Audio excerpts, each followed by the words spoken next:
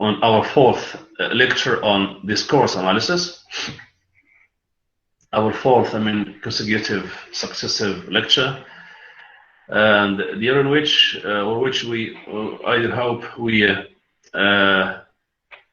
be much focused and learn as much as possible from it. I think I shared with you the lecture on your screens. You have it there, clear? Yes, Professor. Yes, Professor. Okay, good. So, Bismillah. We left it actually in this example. I give you an example of a news headline, okay, from a British newspaper. Like not kind of old, 2009. And we talked about the headline, and this baby Peter's father tries to cash in with demand for 200,000, pound compensation. I think I kind of, commented on this. We explained what we mean by baby Peter and the cash in and demand and compensation and the sum of money demanded. And I think we came to the conclusion that, however, the next, the idea of words used there, especially baby Peter by itself, father, okay, cash in, demand for compensation, so all together put in a news headline. And we explained how we focus a kind of a lexical, semantic approach to this news text, if you want to say. So it is first a lexical focus on the lexicon used, and semantic focus, that is the meanings gleaned or we can take from these lexical selections and lexical usage in this sense. So this is the way actually when you have a similar say discourse or stretch of language, okay. So if you feel kind of lost or maybe in a difficult situation, how to deal with it, how to analyze it from a discourse perspective, at least go these lines. You have the lexical level, you have the structural grammatical level, and you have the semantic level. Okay. So what words are used, how are they structured, and what meanings, okay, are delivered by those words and in the way they are structured. So at least you have this lexical, syntactic or grammatical or structural, semantic, analysis. And if you relate the text with sentence or the structural language to its context, its social context or the context where it happened, or with the context where it fits, that will give you another, contextual, analysis of text, and that will help you actually, or provide in the end a kind of the analysis, and that will demonstrate that you, as students of English language, can understand and carry out, know how to carry out an analysis. So don't get stuck or don't panic, but just go at least in the sense of the lexical, grammatical, semantic, contextual, setting of the thing. So from these words, like to cash in, I have understood, the next few words with demand for. So let us know that this is not a metaphor. Okay. So demand for 200,000 pounds is a sizable sum of money, in a way. So, but a literal claim for money, and in an opportunistic way. Opportunistic. That is, so the journalist or the news reporter who wrote the headline or constructed this headline had this intention to attract, the reader to what kind of fathers is baby Peter's father. Yeah. So he is like an opportunist. Yes, istighlali. Yes. أبون يستغل الابن استغلالي, an opportunist, guy, or trying to be opportunistic, okay, to make use of this opportunity of his of this baby. Okay, so the context, from the if you, that was because it has become a big issue back in 2009, actually, in Britain, is this actually? I have to move on back to, yeah. Okay, you have that on. Do you have the photo on your screens? Yes, Professor. Yes, the baby. Okay. So this Bibi Pitta or BBP died in August 2009. This is the context, okay? Because we have from the headline compensation for the death of the baby, okay? After months of abuse, the kid was abused, okay, by of course first his mother. It was abused by the boyfriend of his mother. So his mother, Tracy Connolly, her boyfriend, okay, the guy, in the photo, down on the left side of the picture, okay, and their lodger, all have been jailed, okay, because of this crime. This kid has been molested, abused for months by this guy on the right side, okay, and then the lodger, the guy who did rent for them the apartment, called them lodgers, or someone who were living with them in the apartment, okay, have all been jailed. So after this, after the baby was dead and abused and dead, and the guys didn't know, so his father, okay, because his mother was his mother was divorced or separated from the father, okay, and was living with her boyfriend, okay, and their lodger, okay, somewhere else. The kid died, okay, and then his father came in, okay, to take advantage of this crime and ask for compensation, okay. So that's why Baby Peter's father tries to cash in, not cash it, okay, with a demand for 200,000 pound compensation. So the use of the term cash, the lexical selection, or the lexical item, where we put in honest lexical item, cash. So cash is a word, is a term, is a lexical item, implies. So here we talk about the implicit meaning, the implied meaning, and discourse analysis. Especially when we go in deep in the analysis, we always we have the idea of the implicit meanings or the implied meanings. So cash, just that's for let's say word cash. Cash implies that the writer or the journalist is unsympathetic, okay, with the father, and there is the hint, okay, that the writer believes that the father is an opportunist rather than a grieving parent. So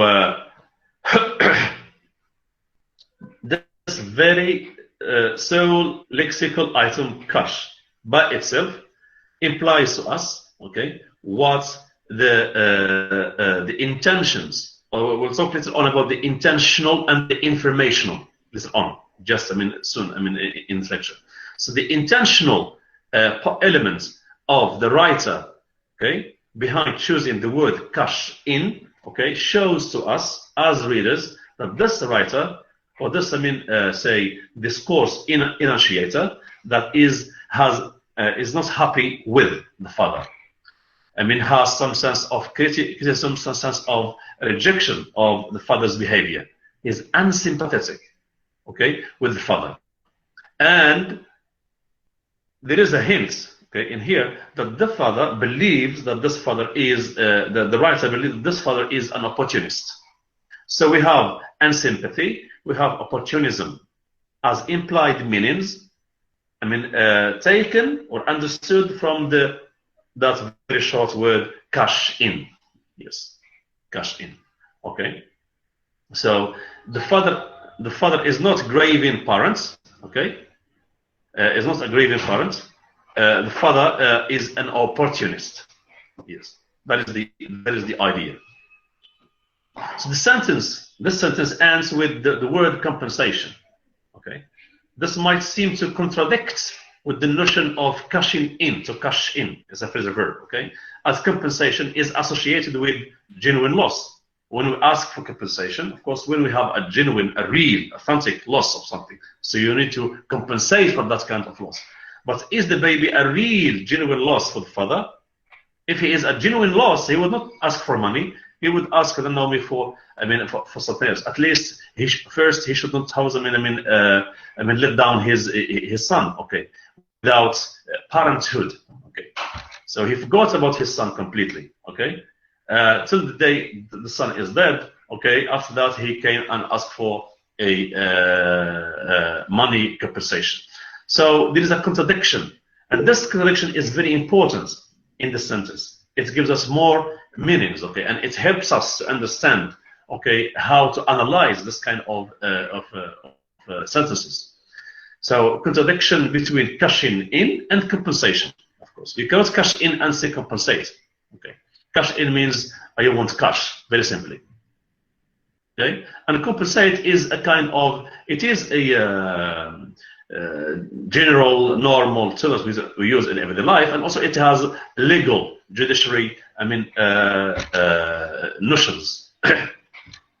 So the idea of the connotative level and the denotative level in the at least. So when if you get stuck, at least think of these two of the levels: lexical, okay, and the semantic levels from the connotative, denotative, and connotative levels. The dictionary meanings, okay, the dictionary meaning of a word, and the implied, if you want to say, meaning of that word based on the context where the word is used.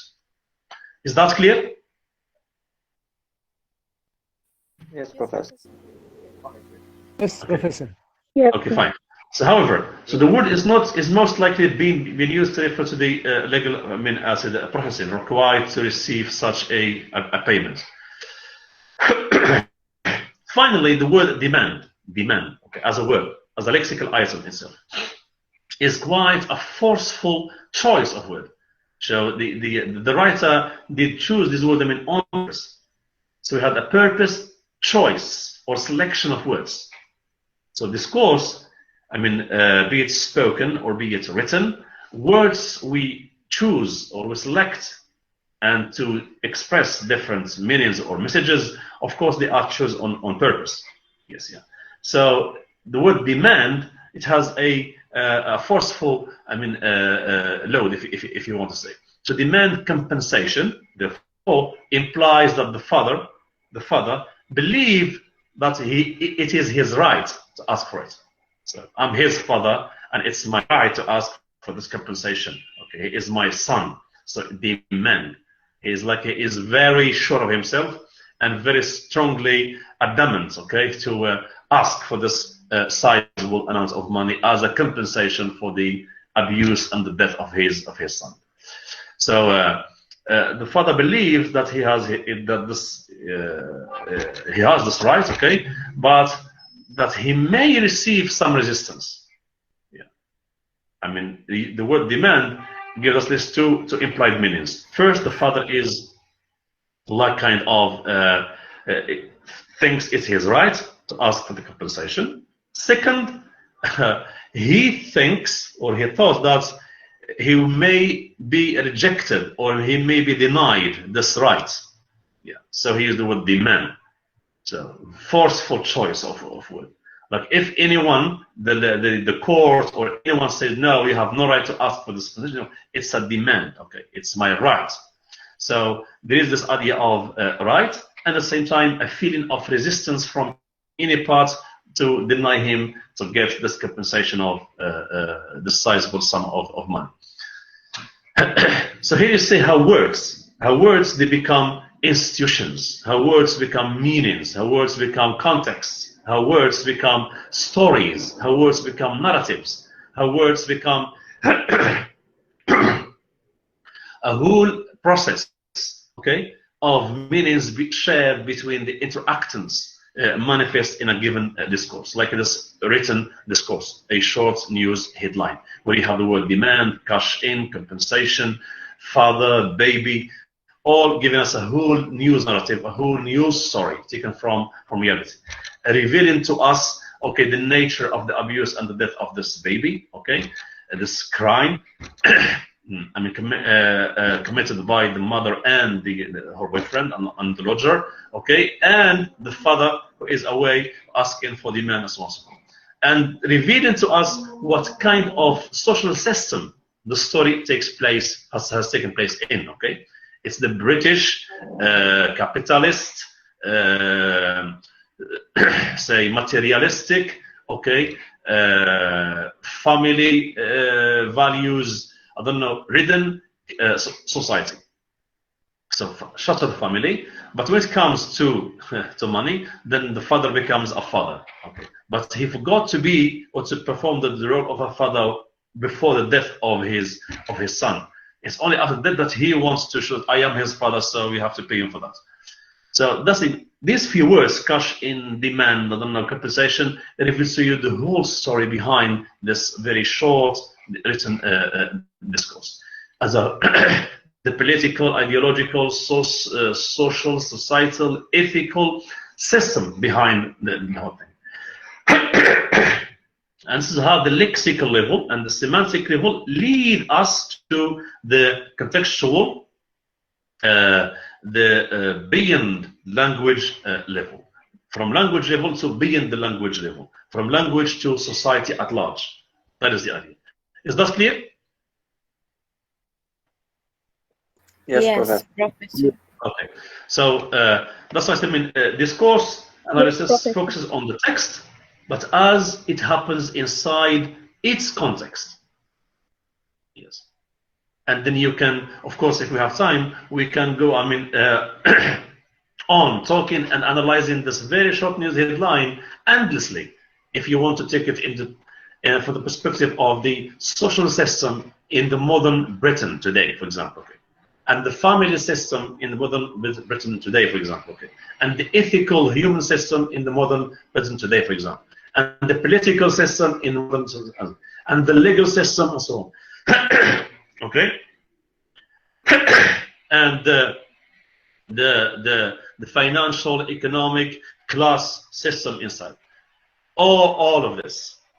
So you can talk endlessly because there is a whole society behind, and it means a whole, I mean, a human system of life behind that kind of words. So the choice of words is not random. It's not, I mean, it's not, I mean, haphazard, but it is really purposeful. Yeah, something purpose, something behind it, and something, I mean, as scope, as background, as scope, and as dimensions, and implied meanings. Yeah. This is why discourse analysis is really useful and good, because it takes us to all these levels. Is that clear? Yes, Professor. Okay. Yes, Professor. So that's one example. Actually, we will give more examples later on. Actually, and then, but we have first to know the language and its relation to its context. Yeah. And the language effect on people, and people effect on language usage. So actually, you can see, I mean, the talking about the informational versus intentional coherence in any given text. So the informational and intentional levels. Please give me just one second, please.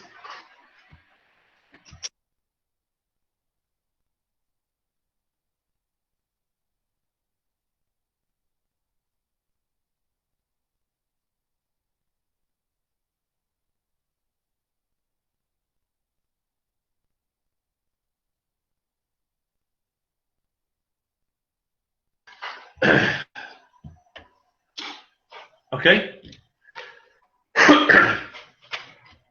Well,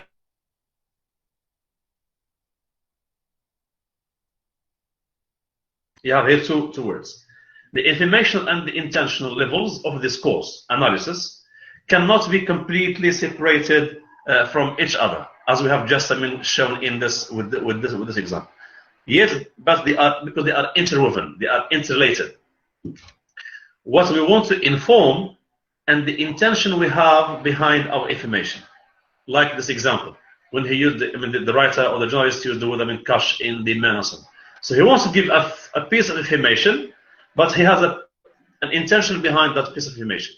That he wants to show that the father is opportunistic, that the mother and the boyfriend, are criminals, and that the whole system of the whole country behind needs to take or to reconsider. This kind of things. So that's to minimize these kind of crimes and or to put into effect a new, say, or more humane or more humanized life system. Another example. Here you have it. Okay, you want to book your reservation before the end of the day. Suppose you are in a receptionist, in the reception desk in a hotel, okay, and you are talking to a client, okay, and you tell them on the phone you need to book your reservation before the end of the day, and you say preposition 143 goes into effect tomorrow. That means room or vacancy number 143 goes into effect tomorrow. But if you don't book today before the end of the day, this room may be taken by somebody else. So the intentional structure is that you try to convince the caller, the clients, to book the reservation until the end of the day. You see, it's like a convince them. Yes, you have to book before the end of the day. So you are convincing the clients to make the reservation, okay, until the end of the day, say maybe 5 or 6 o'clock in the evening, for example. The information structure behind is that there's an explanation of the relationship between the two sentences, yes, between this information and the intention in behind. Yeah. So this is another example, okay, showing the idea of the interweaving or the interconnection of the informational aspects and the intentional aspects that we have manifest in the construction actually of almost every discourse, be it spoken or written. Whenever we say something or when we send a message, okay, that kind of message, it is a piece of information, but there is some intention behind it. Yeah. So in the analysis, you have to be aware of this interconnection of the informational and the intentional. Yes, because they combine, they come together to give us the coherence of the whole message. And we'll talk about coherence, of course, later. In the next lectures. Yeah. So at this level, don't lose sight of these. This combination, the informational and the intentional. Is that clear? Yes, Professor. Yes, sir. Yes, Professor. Okay, fine. How this information and intention come together or interweave, okay, and then we have to be aware of them. This takes us back to the idea of language as having a shaping effect on our perceptions of the world as such, of everything around us, yeah, of ourselves, of others, and of things around us, of the world at large. Yes, yeah.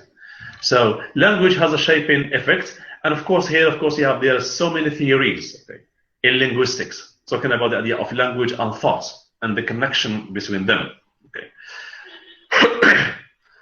So the link you have actually in there, it's in the slide, that link is useful. If you can of course screenshot it, and you can read on your own later on. So anyway, when we talk about the idea of language as having a shaping effects on our perception of the world, there are several positions or perspectives, okay, in linguistic theory, okay, be it in the Western linguistic theory or in the non-Western, say for example even the Islamic linguistic theory, okay. or the Arabo-Islamic linguistics as such. Okay, so in the Western, linguistics, theory actually, so this relationship between language and thought in linguistics. It starts, basically with the so-called Sapir-Whorf theory that you might have heard of, maybe in your linguistic classes. So this theory, named after the American linguists, Edward Sapir and Benjamin Lee Whorf, okay, is one of the most best-known perspectives, okay, about language and thought connection. The key arguments, we have to know this, the key arguments behind the school or this theory, okay, is that we as humans will live in a world that is shaped, okay, shaped by our very language. That's our very language, Arabic, English, whatever, shapes our world. Okay, world, our daily life system, all of it. The relationship between us as humans and the world outside there. So that is the verbal and written medium of expression in our life or society. Language is, of course, the verbal or the written medium of expression in our life or society. So language for them, for this theory or this argument, language is not incidental. It's not incidental in how we understand, deal with, and express the world, things. Okay. Rather, language, or what we think of as the real world, okay, is determined or shaped by how language and its constituents mediated for us. Yeah. What we think of as the real world, العالم الحقيقي اللي نعيش فيه, is determined or is shaped by how language, Arabic or English, for example, okay, and its constituents mediated for us. That is the idea. So language is not haphazard, it's not random, incidental, yeah. But there is a kind of, kind of expressive, shaping relationship between language and the world for us as users of language and living creatures in this world. Yeah. That's why the idea of information and intention has. These are the linguistic or theoretical roots of the idea of language, information, and intention behind the discourses we make and we cast or we share with people. So according to this view, therefore, different languages will shape the world differently. Different languages will shape the world differently. Meaning, different languages are assumed, okay, to generate, to produce, okay, different, distinct worlds. Yeah. The way, for example, Arabic, shapes the world or expresses the world is not the way English does. Is not the way French or maybe Japanese does. This is the argument, okay? And we will see that this argument, of course, it has other argument that some kind of criticize it.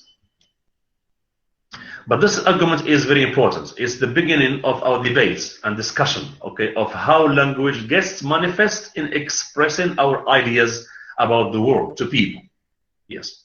So language is not incidental, okay, but there is a shaping effect between language and the world when we use it to express it, to express the world out there. Is that clear? Yes, Professor. Yes. Yes, sir. Okay. Yes, Professor. So I think fine. Okay, I have to move on. So if we want to have it in details, Whorf argued that we humans cut nature up. Yes, yeah. Humans and nature, we cut it up.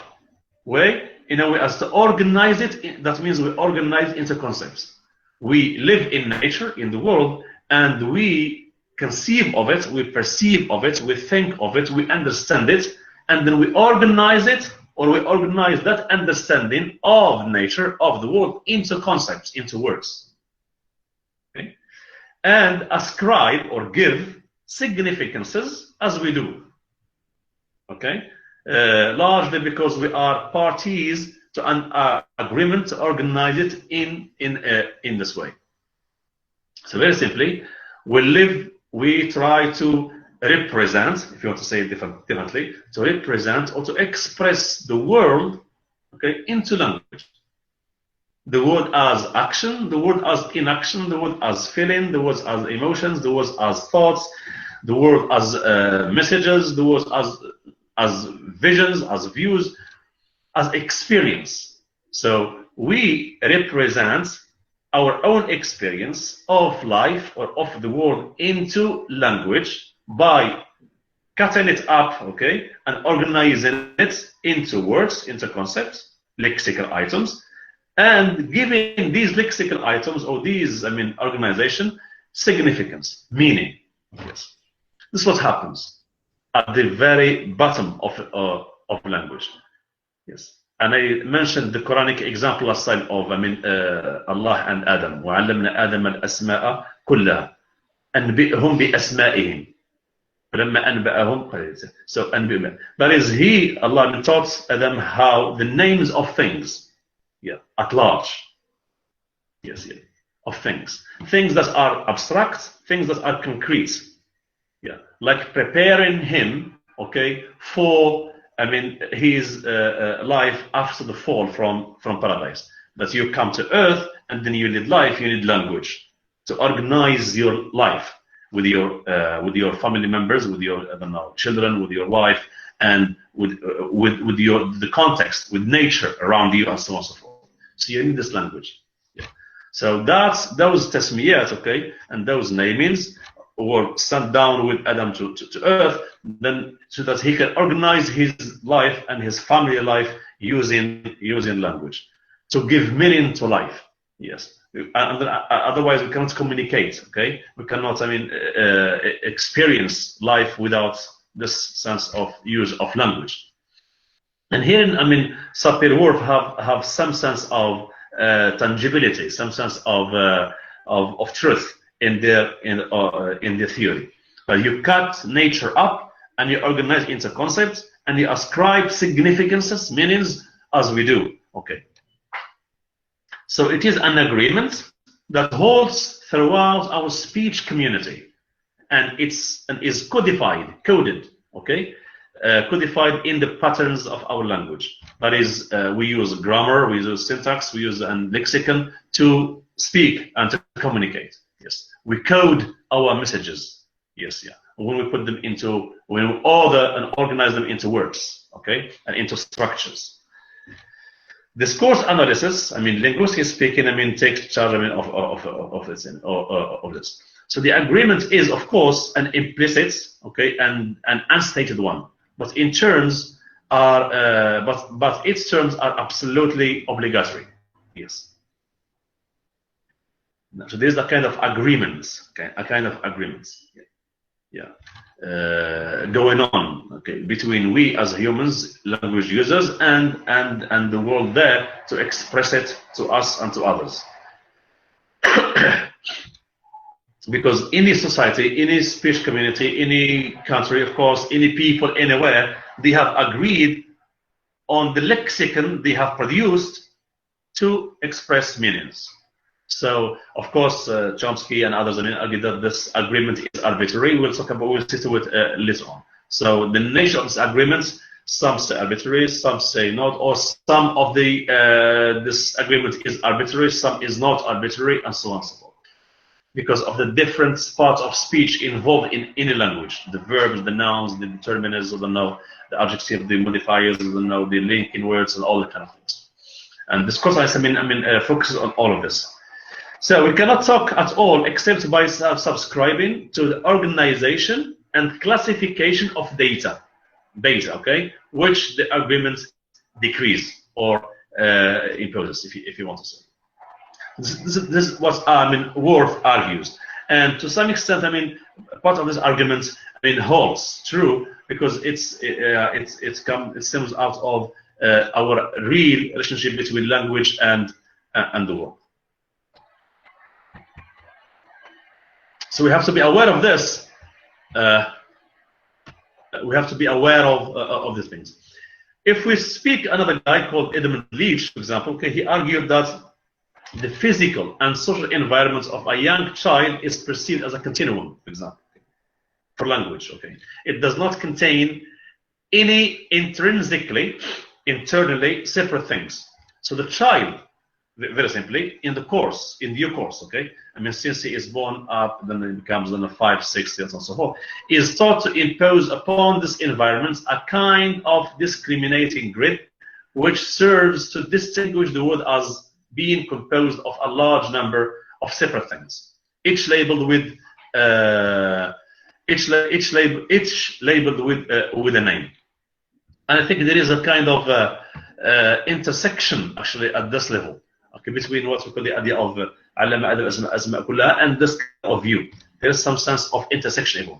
So the world, very simply, is a representation of our language categories, not vice versa. This is debatable. Yeah, this is debatable. But the idea that, I mean, the world as being composed of a large number of separate things, and everything of these things is labeled with a name. Yes. That's what Allah did. I mean, علم آدم الأسماء كلها. Yes, كلها. So how it happened, what is the name, we don't know the details, but Adam became a speaking, okay, thinking, okay, human being. Yes, yeah. When he was taught these words. Yeah. That's even the angels ignored. Yeah, didn't know. So the idea of naming is very important. It's a process. Naming things, giving them names. When we give the names to things, but we are representing them in a linguistic form. Yes. Yeah. So for this, I would not think this unless I had been taught that it was the case. I mean, he is English, and for example, of say, it seems evident to him, also in English with us, I mean, bushes and trees are different kinds of things. A bush is a bush, of course, al-ajama and al-shajar. So, yes, yeah, they are different things. So what's this difference, okay, is realized because of the language system and the meaning system, okay, combined to it, that has been taught to us as, say, Arabic speakers or any other language speakers. So you can just ask the question to you, I mean, yourself actually, and you will see, I mean, Darija or Mark Arabic, I mean, every word that you use, okay, where does it come from, and why you choose it to express a certain message, and then you have this kind of theoretical, I mean, ideas, I mean, popping up in front of you. Okay. So, Yes, any questions? so Yes, please go ahead. can I speak? Of course. Thank you. So, Yeah. from what I understand, that when we are as a child, the world can be seen through one layer by using simple one segment words. But as you grow, your vocabulary grows. You pick up more words, more language. Therefore, more layers to distinguish to distinguish reality, objects, and people. For example, at first you only knew two categories of people: your parents and everyone else. But as you grow, you understand that they are old people, good people, boys, girls, young people, and the purpose of discourse analysis is to distinguish between these different layers through which we understand and categorize the reality we see and comprehend. Yes. Yeah. Very much so. Yeah. Thank you. That's the natural normal process. Okay. Of say child growth. Okay, in age, in body, and of course in language, conception and perception level of the world. Yeah. And using language to express, okay, that's perception or that's perception of things around. Yeah. Okay. Is that clear, please? Yes, sir. Okay. So fine. Yes, Professor. Yes. Please go ahead. Yes. Any question? No, Professor. Okay, nice. So we'll continue. So in the extreme sense of the arguments of this argument, okay, that language shapes the world, okay, we can talk about linguistic determinism. الحتمية اللسانية, if you want to say. Linguistic determinism. So that means very simply, our thinking is determined by our language. Yeah. So the idea of linguistic, and here the idea of linguistic relativity, النسبية اللسانية. Okay, or النسبية اللغوية. Okay. الحتمية اللغوية والنسبية اللغوية. That language or our thinking is determined by our language. Sir, Well, yes? I have a request, please. Please, of course, of course. Could you please zoom in the slide? Yes? Like just the size of the slide. Please, can you speak up a little bit? Adjust the size of the slide, please. The size, okay. Yes. Let me see. Okay, I hope I can. Okay. I try to see. Okay. It's okay now? Not yet, sir. Not yet. Yes. So actually, I did. Kind of increase. The full screen. Now it's full screen now. Slide. That's what I can do actually. Not clear enough? Yes, sir. That's Huh? okay. That's okay, sir. It's okay now? Yes. Okay. So you have this view, the linguistic determinism view. Okay, that takes us to the idea of linguistic relativity. That different people speaking different languages perceive and think about the world quite differently. This is important in discourse analysis. Why? Whenever you have a discourse to analyze, short, long, spoken, written, you have to think of the one who did speak or did write this discourse.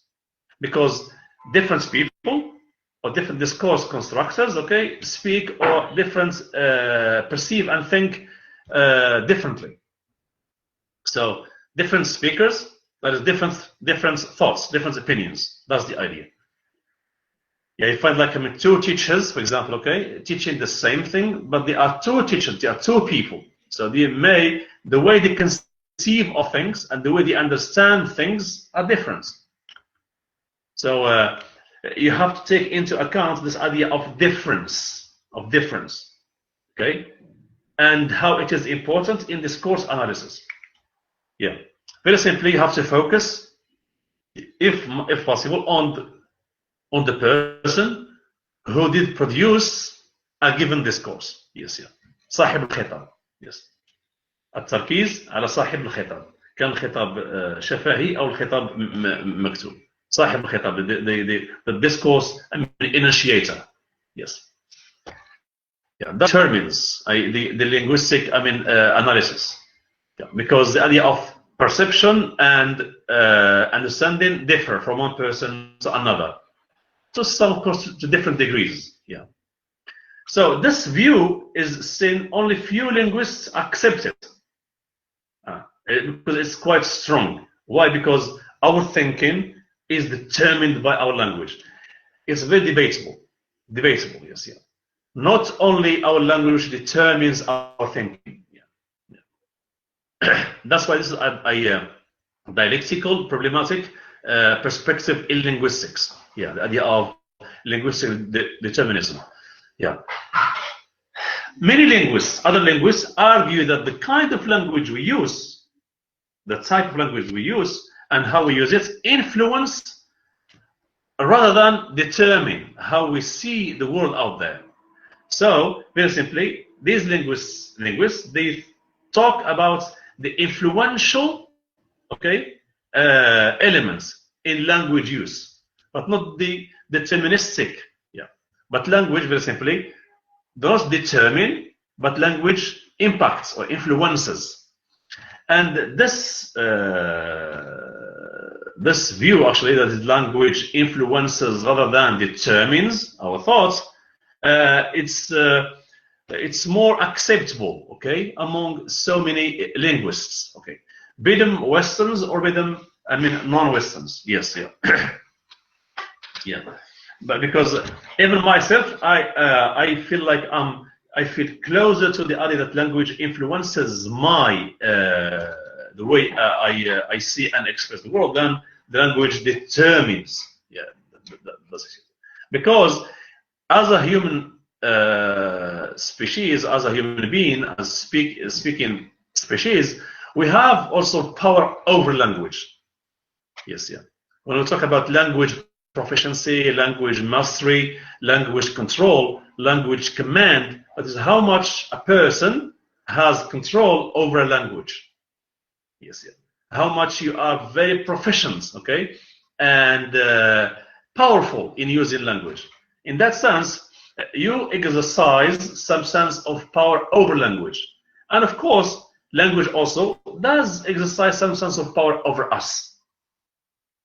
Because you always feel the need to use language, to speak, to communicate, to express things. So you have a lexicon, for example, in English. Suppose you are students of English, Moroccan students of English, okay? That is, you are not native speakers. And you say, how large is my lexicon, my vocabulary? Okay. Suppose you have a good command over 2,000 words in English. Okay, just 1,000 words, for example. Okay.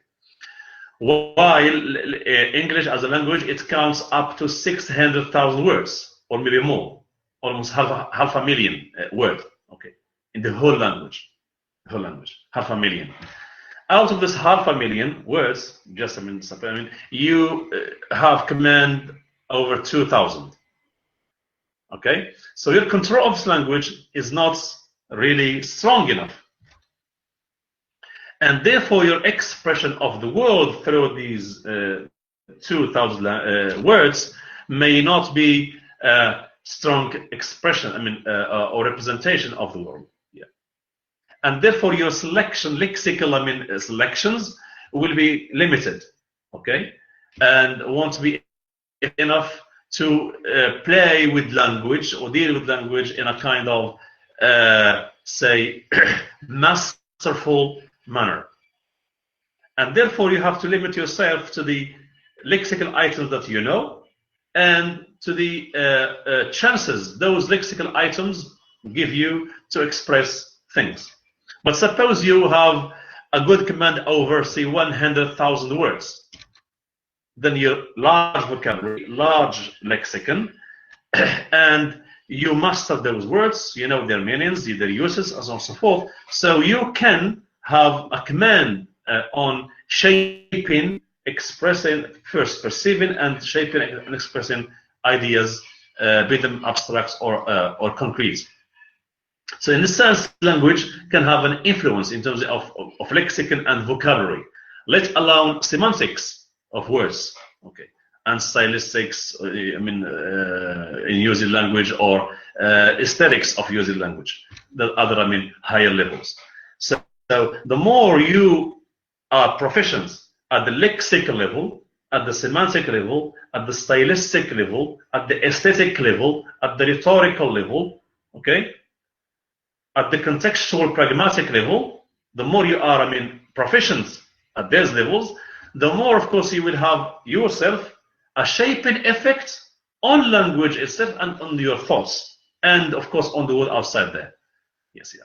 But the less command you have on those levels, of course, the more language will play certain effects on your expressions and your messages.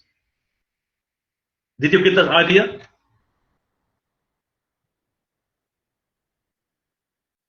Yes, Professor. Are you following? Connection is okay? Yes, Professor. Professor. Yes. Fine.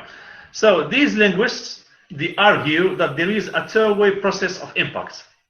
And this is I find myself close to believe in this kind of ideas here. Thank you. So a two-way process of impact between language and thought. Of course, it's language and people. When we say thought, that is people. That is, we thought, we think, okay, how we think. So what language we use and how we use it is influenced by how we see the world. Yes, this is important to know, and it's arguably acceptable opinion. So, what language we use, okay, and how we use it, okay, is influenced by how we see ourselves, others, and the world at large. So our thoughts, or our vision, or our world views, shape our use of language. That is the idea.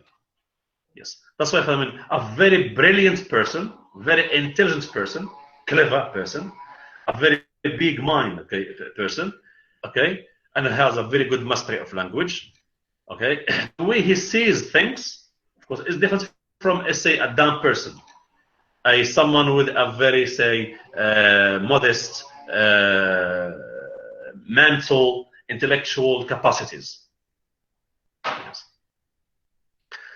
So, what language and how we use it is influenced by how we see the world. That's brilliant, genius people, have high thinking capacities, very deep thinking capacities, okay, and very, I don't know, well structured, okay, more coherent ways of thinking of the world outside there. Genius people, like big men of literature, for example, okay? Big philosophers, okay, and so on and so forth.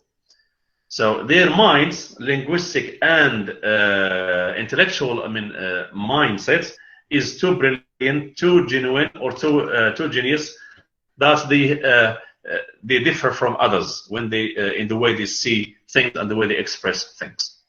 So very simply, that this a two-way process, process of impact between language and thoughts, and it is very much dependent on every individual. Yes, yeah, it's actually an individual matter. Yes, not all of us think the same way, not all of us use language the same way, not all of us are brilliant in the same way, and so on and so forth. But we are different. Whatever the difference can be, this idea of language and thoughts is kind of, say, a two-way process of impact. Yeah. Further, linguists have highlighted the importance of social context in language use. So not only thinking, but also the social context, as I said in the last sessions, and the المحيط الاجتماعي والمناخ الاجتماعي وتأثيره في استعمال أو على استعمال اللغة. The social context impact in language, meaning that we use certain types of language in certain settings, certain context settings, due to social pressures, okay, rather than through linguistic determination. So not only language as a factor, but also society, okay, also is a factor. And this is why discourse is essential and useful, because it goes beyond language. It goes beyond language to embrace other elements, other factors, which are also important, of course, and impactful in expressing or representing the world. So appropriate language use concerns and exists, okay, both in everyday, okay, life, conventions, settings, as well as in institutional and institutionalized or specific or specialist ones. Yeah. For example, you have considered, coffee shop friendly setting, okay, a university classroom setting, a tribunal setting, a mosque setting. As I give examples last time, these are different. There are different rules, actually, and conventions and expectations that govern this. So discourse analysis attracts our attention to these different settings and the impact of these settings as rules, as conventions, as expectations, as conditions of communication on our use of language to express meanings. The example of the baby Peter's father, it does really put us back in this social context of the British country, society, or the country called Great Britain. Okay, as a social system, as I explained just earlier.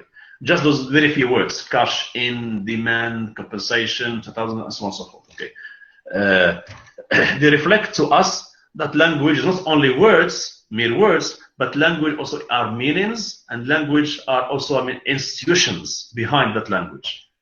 Yes, the word demand, he opted for the word demand, okay, because he knew that the judicial systems, Nidam al-Qada'i, I mean, in Britain, may refuse his request for this compensation. So he's the word demand, okay, because he did expect to receive some resistance from the judicial system. So he did select this lexical item, demand, on purpose. He has an intention behind it. He wants to inform us that he is my son, and I have a right to ask for the compensation. It's my right, and it's a demand. Okay, because he has this. That's why the intentional and the informational, okay, combination behind in this course are very important to take into consideration while doing this analysis. And these linguistic theoretical, roots or background, shows us how important and how actually essential for us to be aware of course, our language use, our lexical selections, our semantic, dimensions, our pragmatic dimensions, when we construct discourse, when we share discourse, and when we receive discourse, and when we analyze discourse. Is that clear? Yes, Professor. Yes, Professor. Okay. So please don't lose sight of this. Okay. So we'll move on with more views on language. Okay, what we call the structuralist view or views of language.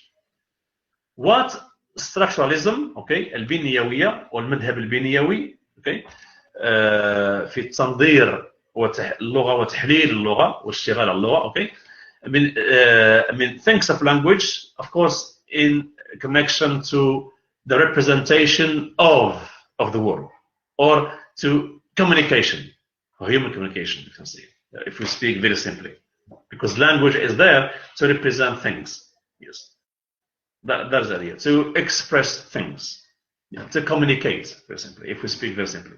So this view, dating back to the 70s of the last, 70s actually, and 80s actually of last century, they are useful in linguistic studies today. Yes, very, very useful, very useful. المدرسة البنيوية actually it's essential, it's important, it's still of use actually in modern modern schools of linguistics. So the key argument, even the النظرية اللسانية العربية actually الحديثة, okay, the modern Arabic linguistic theory is based in much of it on these Western linguistic theories. Starting from, say, I don't know, linguistic determinism to structuralism to post-structuralism and all these views. I will share with actually those who are interested. There is a good Facebook, say, page, okay, on اللسانيات العربية. So they share a lot about actually a lot of translations of these Western linguistic theory or theories, and a lot of titles of books written in Arabic about the development of the linguistic theory in the West and in the Arab world, and how the two are kind of interweaving to produce more writings and more theories and more models of about linguistics and in linguistics, be it in semantics, be it syntax, be it phonology, be it morphology, be it statistics, and so on. Anyway, the key argument in this structuralist views of language, they say that the features of language, especially the lexical and grammatical choices, الاختيارات المعجمية والنحوية. Okay. We usually make in speaking, okay, and writing, when we speak or write, are studied as building blocks. Building blocks. So structure. When we say structure, it's about structure. The building blocks. That is phrases, clauses, and sentences. How we organize ideas into building blocks, into lexical, grammatical structures. Okay, that is phrases, clauses, sentences with all their types. Okay, main clauses, subordinate clauses, whatever, defining clauses, non-defining clauses, defined clauses, indefinite clauses, simple sentence, and all those types that you have learned in maybe in S1, S2, S3, and so on. So the key argument that we deal with language, okay, as sentences, as clauses, as phrases, in the notion of as building blocks, like you are building a house in blocks, one block, so on, so on, so on. Okay, building blocks. So here, communication as based on agreements. Yeah. So communication or human talk is based as on agreements. Okay, that is. Communicators, speakers, and or users of language of a given society are using the same words to express the same things. And just talked about this just earlier, about the idea of agreements between people of a given society. We use the same words to express the same thing. We as Moroccans, of course, we use the same lexicon mostly to express the same thing. We have, of course, differences because of the geographical distance separating regions, say south and north, and so on and so forth. Okay, but still, more or less, Moroccans use the same words to express the same thing. Sarqli, we say Sarqli. Most Moroccans use the word Sarqli. If you go to Morocco, they say Mkharli, Mkhar, for example, not Sarq. So Mkhara, not Sarraqa wa Qamar. So, for example, and you have lots of words. If you speak, I don't know, you go to a Tunisian guy, or a guy to say, we say for poor people, we say for fuqara, we say Zwayliya, for example. So there's differences, but still, when we go back to the Arabic standard Arabic or Fusha, Arabic roots, when we say Sariqa or Sarq, all Arab-speaking countries use the same word to name Sariqa, or the act or the fact of robbery or whatever. So anyway, a given community or speaking use the same words to speak, to express the same the same things. That is agreement. That is agreement. Okay. So communication for this view is based on agreements. We're talking about communication agreements as based on word reference arbitrariness. Now another level of agreements, what we call communicational agreements, as based on word reference arbitrariness. Word reference simply means every word has a reference in the word. Yes, yeah. Like I say, desk is the word, and the reference is that piece, I don't know, of wood. Okay, that is carved in a specific manner so that we can lay books or laptops or whatever on it, and then we can write on it, and so on and so forth. So the word and the reference, okay, arbitrariness. So words in this context, they are said to have no natural or inborn relationship. Words, they have no natural, no inborn a relationship to their reference out there in the world. Yeah. For example, a tree as a word has no relationship to what we know it stands for in nature. So there is a kind of arbitrary connection between the two. This structuralist view of language based on agreement, okay, between the word, and this idea of arbitrary agreement between the word and the reference also is a point to be heeded and taken into account while doing some discourse analysis. Yeah. If of course, if you are, if the levels of analysis, require that of you. But this is our linguistic, theoretical, roots, okay, or references of language that you have to be aware of, okay, and know, so that you take into account while using language or analyzing language from a discourse honest perspective or from any other linguistic perspective. So the idea of that there is no natural, no inborn relationship between the word and its reference. When I see shajara, okay, and we have shajara actually, so maybe there is some sense of logicality in there. Yes, the of tashjir and furu and so on and so forth. But tree, okay, and the actual tree in in the world, I mean, there is nothing in those three letters, TRE, okay.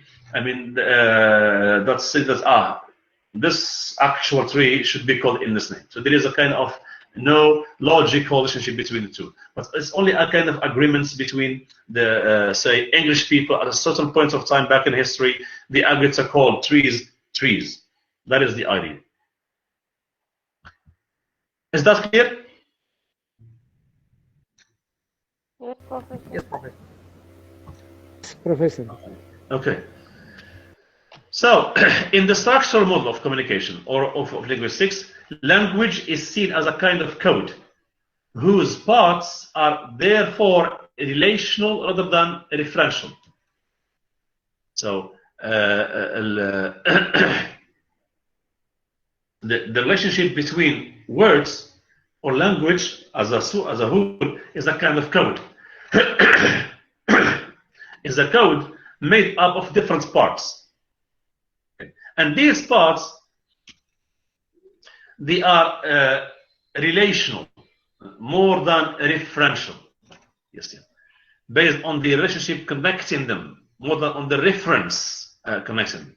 Meaning, very simply, that words have meanings by means of their difference from each other, rather than by means of their similarity to objects and phenomena.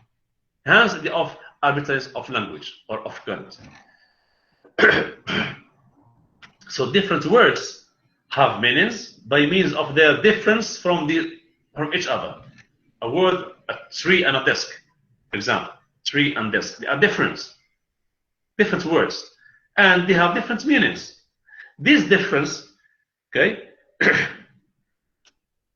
is by means of is not by means of their similarity to their objects. Desk, as a word, it has nothing similar between it and the desk, the actual desk. Same for a tree, for example. But it is a matter of it's other by means of their similarity to objects and phenomena. If you can, of hieroglyphics, for example, as a system of writing, for example, hieroglyphics.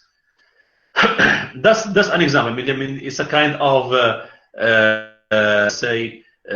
imitation of natural objects.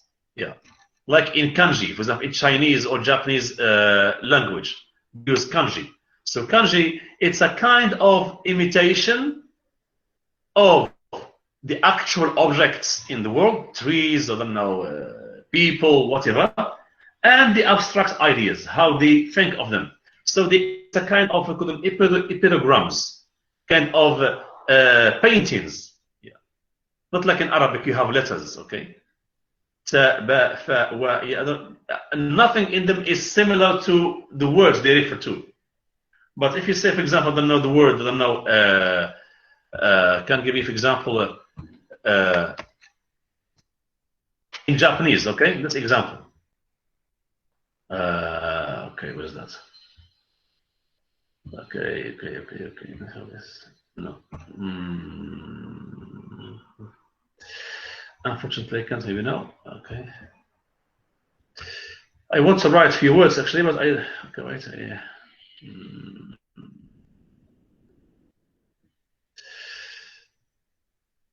Oh no.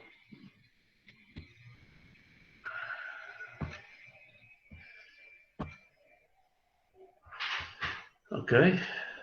Okay, wait, please.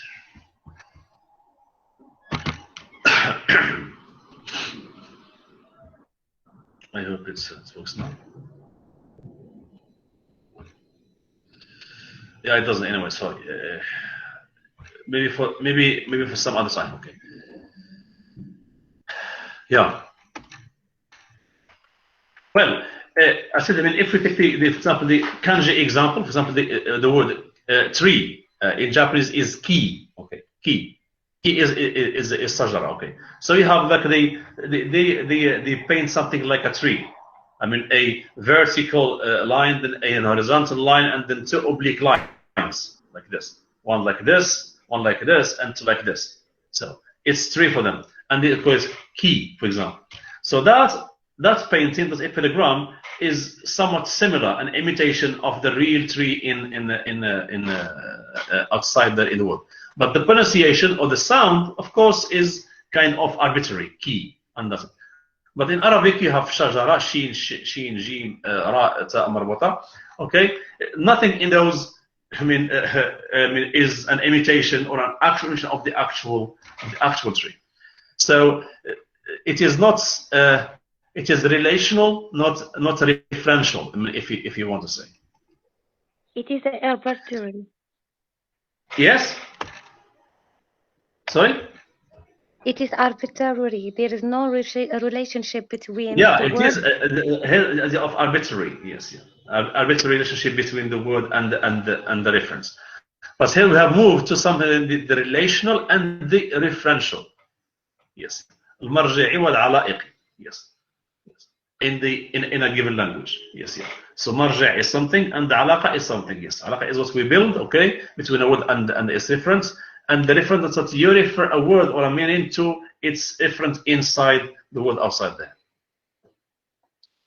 Anyway, another view is called traditional semiotics, okay? As we draw Holland back, for example. For the language is viewed as an overall system. It's not building blocks, phrases, clauses, sentences, whatever, but it's an overall system. Nidam shamil, if you want to say. Yeah. Where you have the meaning and the word and the world, I mean, coming together. So like language, there is a long, which is the system that we speak, and parole, which is where we use the system in settings. And I talked about this idea of long and parole last time in semiotics. So here you have a different semiotic, understanding or view of language. I mean, categorizing language in long and parole. Long is the system of language, like the structure, the grammar, the syntax. Okay. Parole is this actualization of the system. You see. I mean, hadith or kalam, which is where we use the system in settings. How we use it, where we use it, and how we use it in different settings. These are important, things to know. Okay. And here we come to Mac Halliday. Okay, approach to language, and this is very important. Yeah, because we'll refer back when we're talking about, cohesion and coherence. In discourse analysis, we talk about Mac Halliday quite a lot. So you have to be quite more focused at this point. So Mac Halliday, as I mentioned, actually him and his wife and the linguistic contribution and achievements. Last time. So the approach to language, okay, the focus on language use and society. Exactly as I said last time, language use and society together. So that is the focus on the way language is used in social context and the way we use language to create society. Yes, the way we use language to create society, meaning the way we use language to create social meanings, whereby or by which we live daily life. Yes, this means Mac Halliday thinks or views the individual, any person, okay, any human being, okay, is having an active role in the process of language change. Language change. Now it's talking about language evolution, language development, change. IA meaning the way that we operate choices, the way we make choices, grammatical or lexical, okay, to code events, to construct events, ideas, or messages, to build, okay, to construct messages, okay, or into messages as based on what is available okay, the syntax and lexicon of a given chance.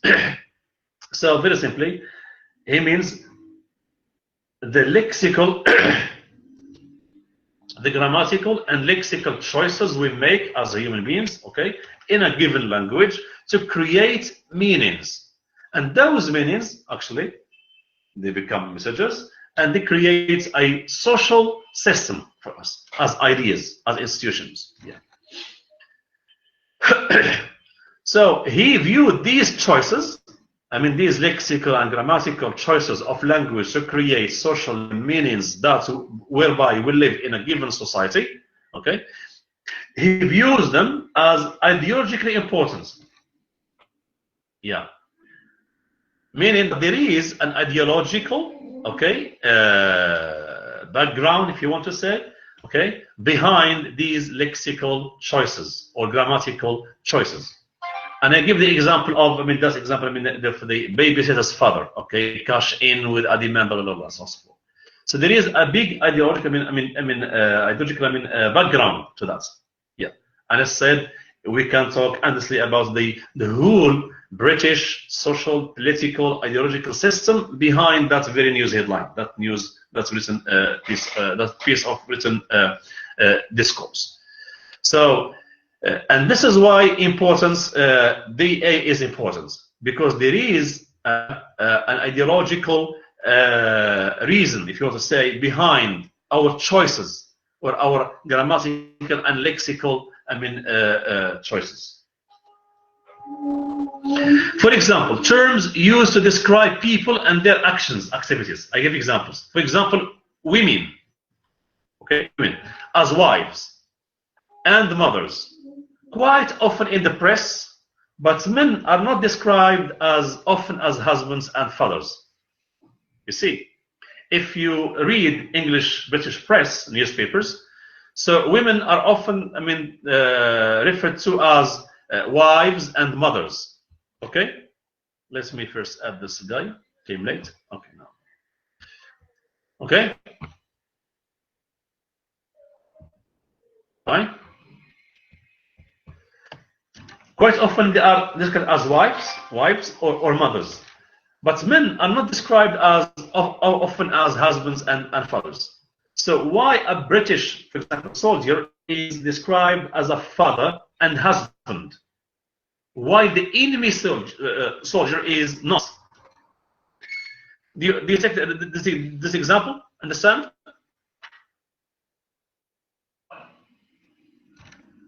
Are you following? Yes. Yes. Yes. Yes. Okay. Yes, sir. So just these simple few words, say, for example.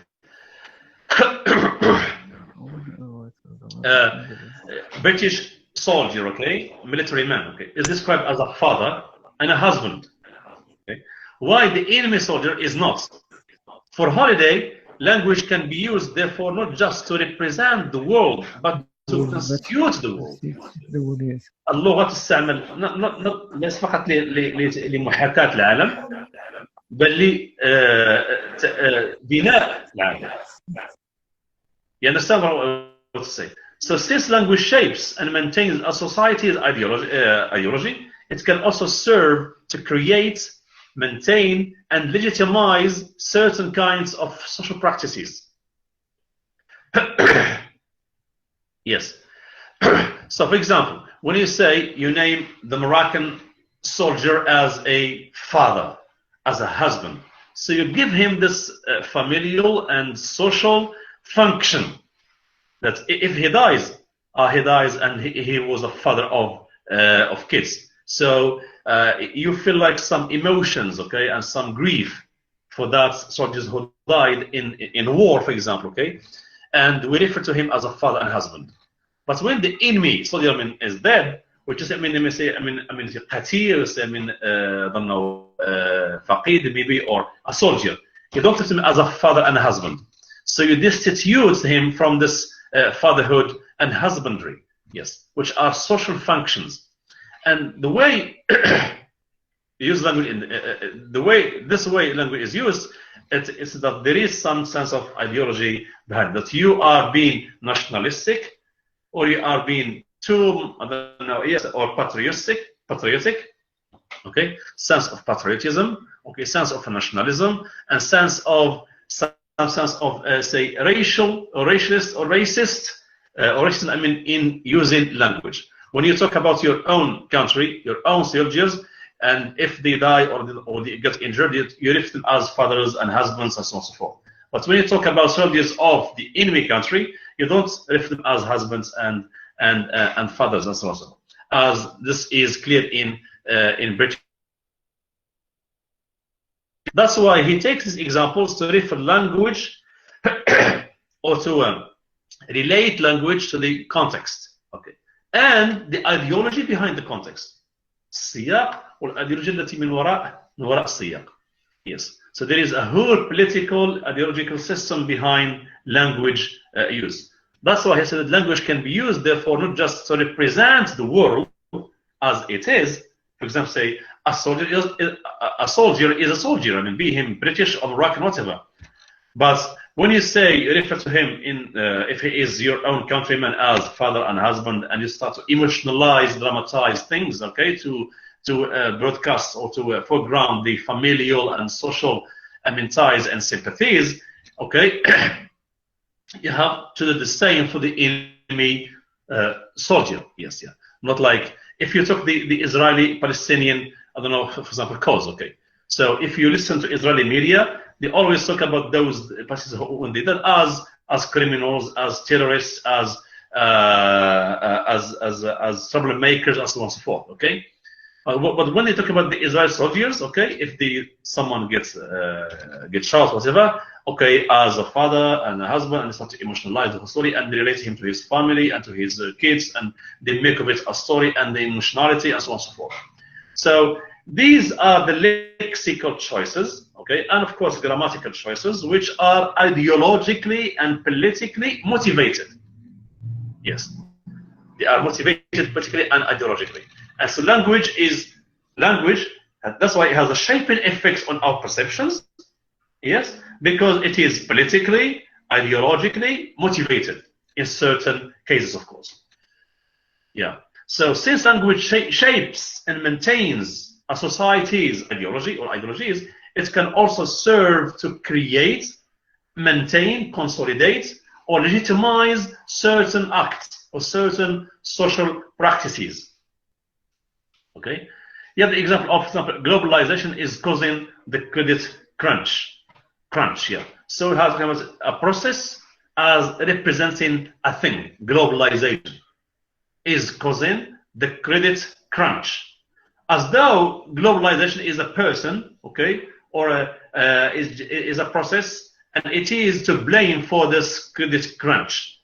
I mean, this idea of cash problem, yeah, less cash, مشكل السيولة, okay, credit crunch in terms of giving credit to people. But globalization is only a process. Who is to blame is not globalization as a process, but people behind globalization. The rich countries of the world who are behind this globalization, I mean process. US, maybe, you don't know, EU, maybe, you don't know, Japan, maybe, China, so on and so forth. It is these capitalist powers of the world who are to blame for this crunch, not globalization.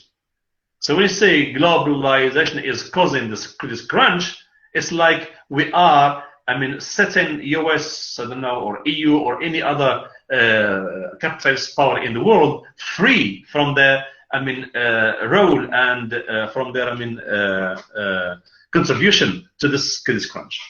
So the selection of this word, global, it's like a thing, yes. Okay. Not the capitalist financial system of US and the EU and other countries behind it. Do you see do you understand?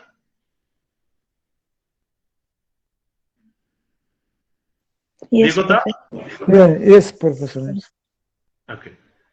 Are you following? So Yes, Yes, you are So the correct. word so the word crunch has a different meaning than the US meaning, Yeah. correct? Yes.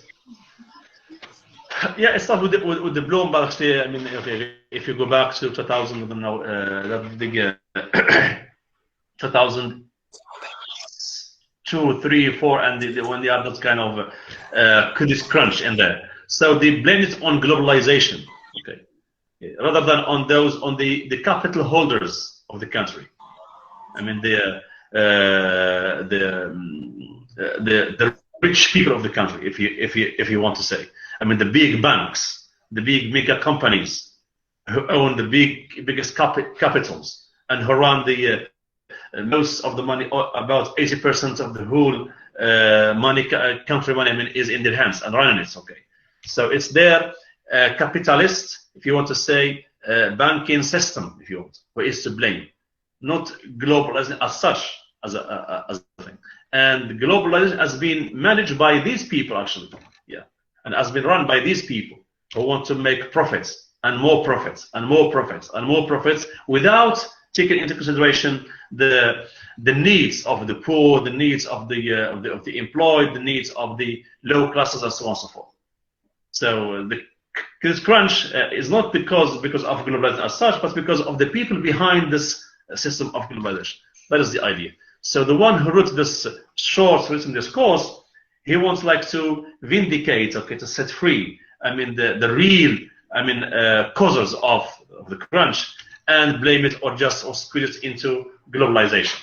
And when you see globalization, which means like you blame it on the Chinese, on the Japanese, on the Africans, on the Arabs, on the Middle Easterns, on the Europeans, all people around the globe, but not on specific people who are behind it, or specific, I mean, agents behind it, or banks behind it. So this is the idea of it is a lexical choice. Globalization is a lexical choice, and is causing this crunch is a grammatical choice. Okay, but the semantic level is that, okay, the first structure level is that globalization العولمة هي المسؤولة عن هذا المشكل القروض والسيولة. But who is behind this العولمة? Okay, so like maybe this is Financial Times, maybe, or any other newspaper, I mean, wrote this kind of discourse. But I mean, the real parties to blame is not globalization as such, but those who have created the globalization in this form it has nowadays. So these are simple examples. Of course, we'll give more examples later on, inshallah, I mean, in next lectures. Is that clear? Yes, Professor. So if you are asked, for example, how Yes, sir. Mac Holiday, how Mac Holiday approaches language, and how his approach to language, can be manifest in discourse analysis, you can explain this way, and as in the slide, and give these examples. Yes. So Mark Halliday, I said, the way language is used in certain context, and the way we use language to create society, to create different notions and new notions of society, new meanings of society. Yeah. If we now agree of this global system or globalization system, much of our agreement is enhanced or motivated by what we consume in the media. It has become like something normal to us. Yeah, it's العولمة, yes, yeah, العولمة is to blame for this, yeah. But العولمة is no more than a process, of course, created, developed, imposed by those who own money. I mean, the biggest companies and so on. So if you read in the media, I mean, things like this, you have to be aware of these lexical items, and the ideologies behind them. If someone speaks to you using this language, then of course you have to be aware of his ideological background and so on and so forth. That is the idea. That's why discourse analysis takes you from this surface structure to deep structure of language use. Yeah. Okay. Is that clear? It's clear, Professor. Yes, Professor. Okay. I think. time is just time anyway, but anyway.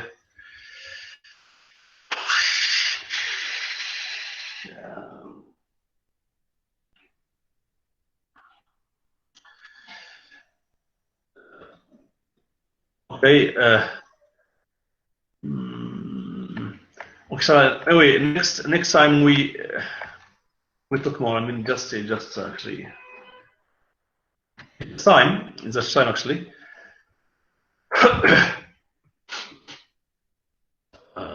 I am about to lose actually my voice. I had to lecture this morning. This is the second lecture actually, and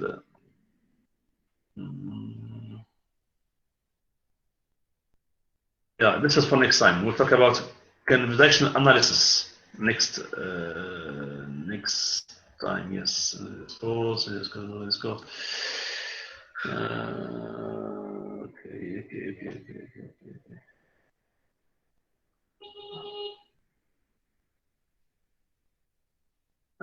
Okay.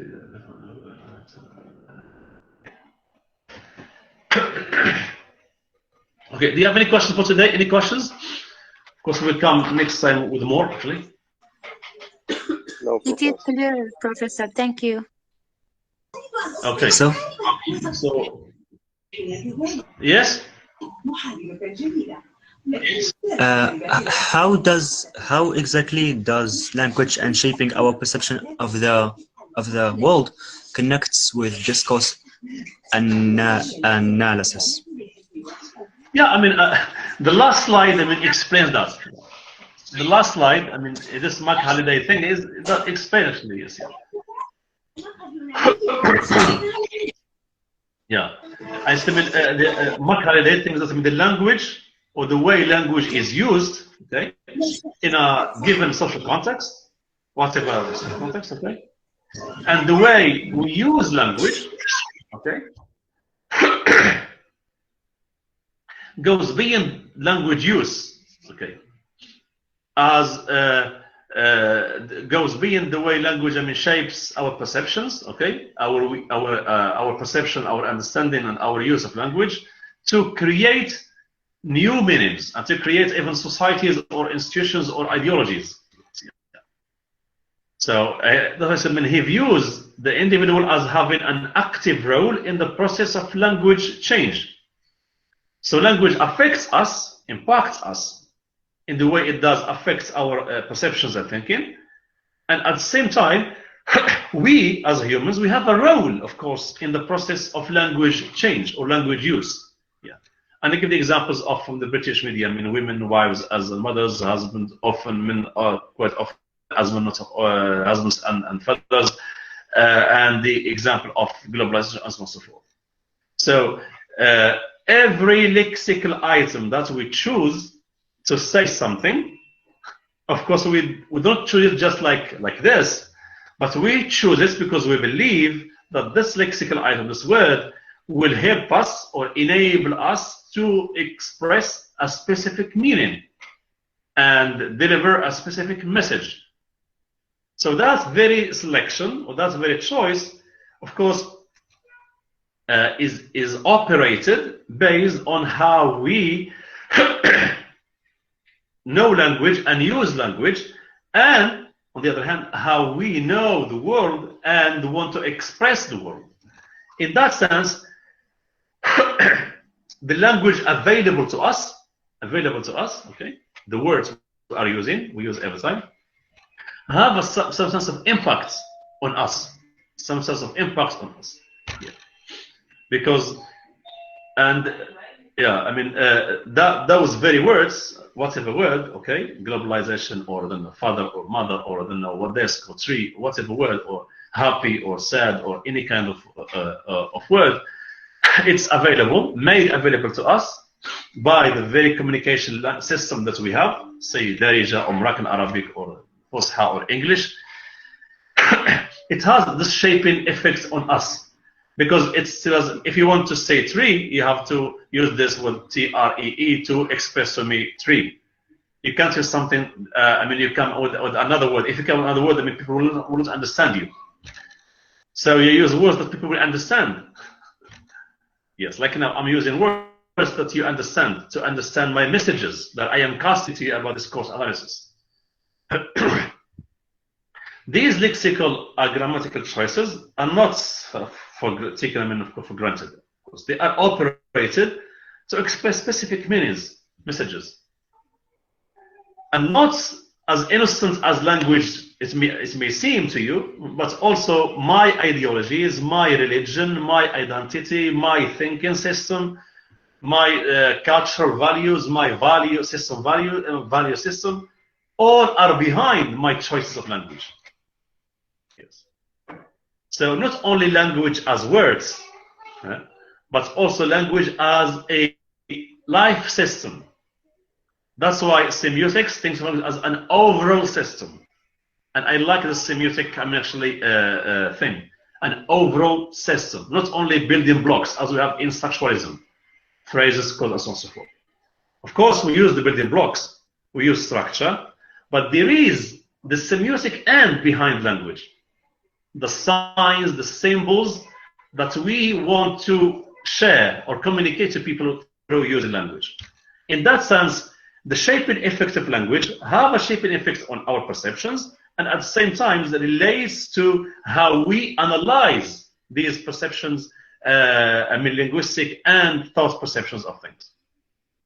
That's why discourse analysis is pertinent and is useful in this sense.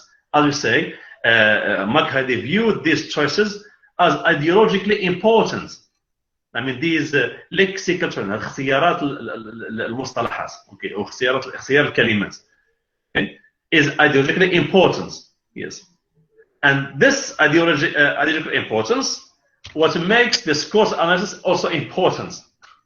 Yes, because you don't only limit yourself to words, but you go beyond words. Okay, yeah, to embrace the meanings and the signs or the symbols behind words, be them cultural, be them social, be them ideological, be them political, be them philosophical, be them whatever. In this sense, the Halidayan approach, and you have to be actually aware, it might be a question in your exam. The Halidayan approach, as explained in the slide, explains it in very simple terms. That from language use to society creation, to world creation. Yes, yeah. When we use that, actually, you describe something to me, okay, maybe fiction, so you create some kind of world to me. When you use a novel, okay, a novel, it's fiction, but that novel is full of different worlds created by the novelist himself, yeah, using language and lots of other techniques. Is that clear? Yes, Yes, Professor. Professor. Yes, Professor. Okay. So I think I must. So actually, I have to have some rest actually. I think from okay. So we actually it's all the it's up. Time is up. So inshallah, next week they say the holidays. So we are meeting the week after next week, inshallah. The week next week is holidays.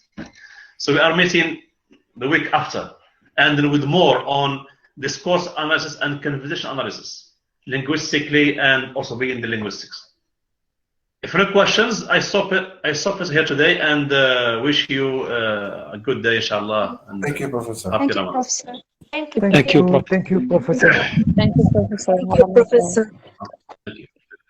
Assalamu alaikum.